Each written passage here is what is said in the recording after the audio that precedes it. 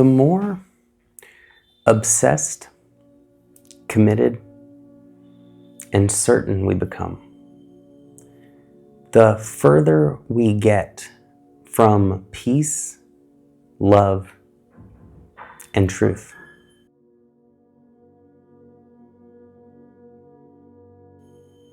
In reality, there are no sides to be taken. There is no good side and bad side. There's no good people and bad people. These are just our mind creating mental models of the world. They are illusions, and they can help us when that model tells us that under fruit trees we'll find fruit. But in a global society, they create conflict and hatred and the illusion of separateness. It is wonderful to fight for a cause. But when we fight against people, we are denying in them what we feel is so valuable in us, which is our point of view. We're denying their experience, and we're denying their ability to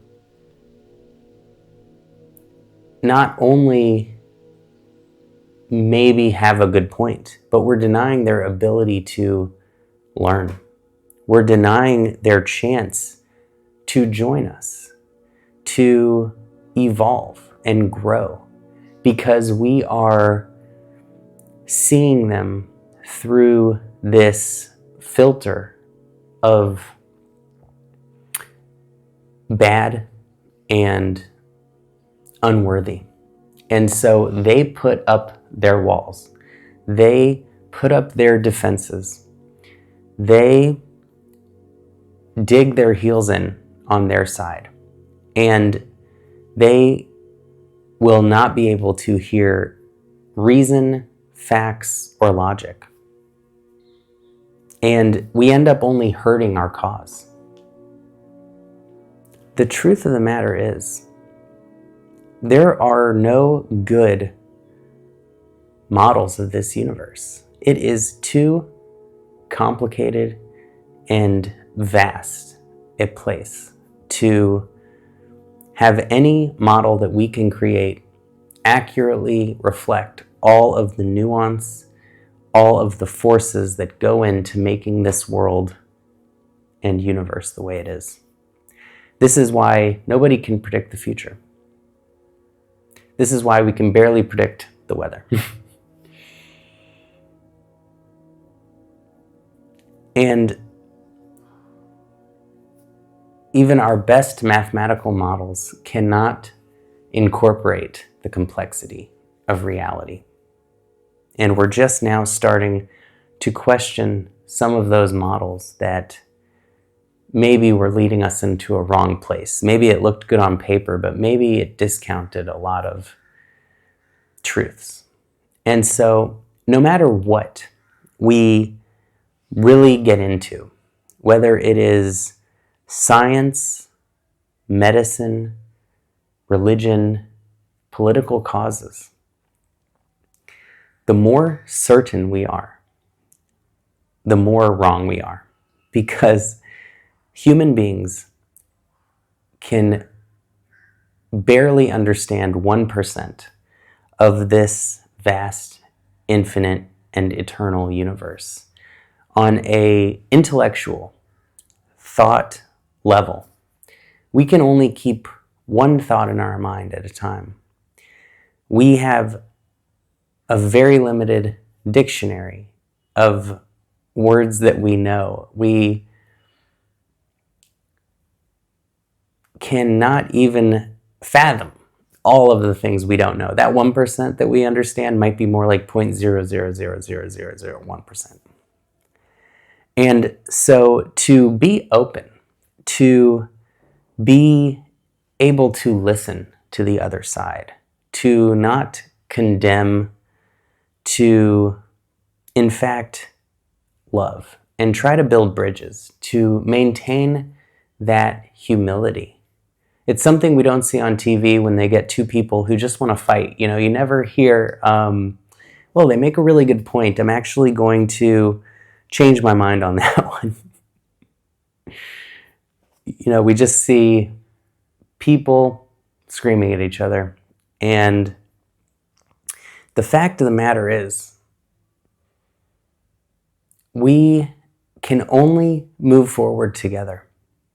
We can only hope to build a more loving, more peaceful, healthier, safer, and richer world for all of us. And what we may think is the best way to reach that place, maybe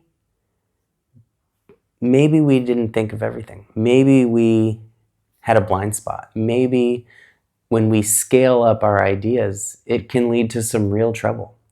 So we have to maintain that humility, that openness, that honesty with ourselves about what we don't know, that ability to be at peace with the truth that we really don't know, and to keep building bridges, to keep fixing our mistakes, to keep moving forward in compassion together.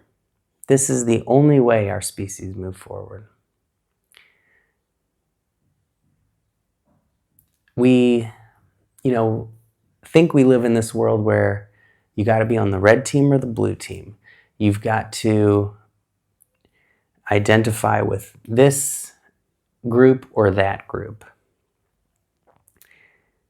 But we don't have to play by those rules. We can identify with the human race, or even better, with life itself. There's that funny thing that the Christians believe that pride is a deadly sin. And the funny thing is that it's the only sin we're proud to have. We are so happy to tell people how proud we are of our kids and our family. And pride is great when it includes all of life. But pride frequently comes down to country, race, religion, family. And we rarely are able to feel pride for an outside group. And so the bigger we can make our identity, the more that feeling of pride can actually become beneficial and can help us in moving towards that place as a species we all have that gut instinct to move towards. When pride is closed off to a select group of people, then it creates conflict. Then we need to be proud of someone or this group's achievements over some other group. And we do not have to play this game of division. We can move forward in the best way possible when we open ourselves up to not being right, but in making that progress. We don't have to make someone else wrong. We can share ideas with each other. We can stay focused on those values of compassion and peace so that when we do go wrong, we can find that middle path again, that center, We all know people who have gone too deep in some direction, whether it is an obsession that they find online, and we all just wish for this person that they could just lighten their grip a little bit, let go a little, relax. And it's really that way with anything that we become too extreme about. The more we go down that road and we blind out everything else, the more our life tends to spiral downwards.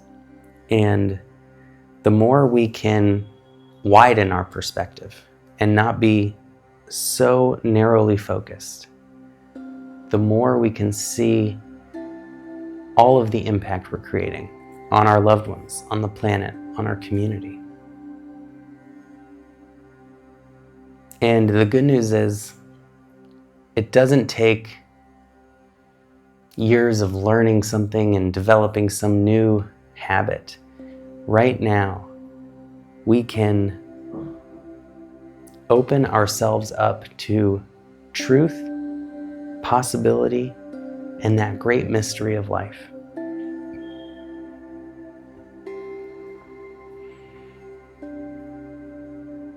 There is nothing we need to learn, discover, or even master that will complete us.